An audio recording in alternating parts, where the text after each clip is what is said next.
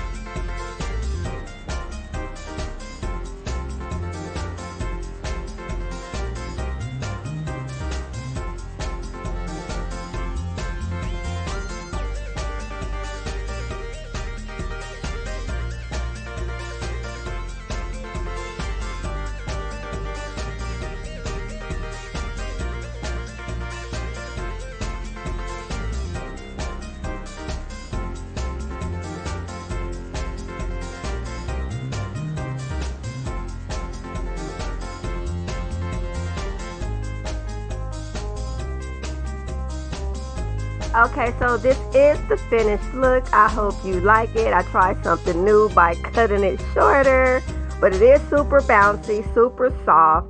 And hey, don't forget to like, subscribe, and hit that notification button. Thank you for your support.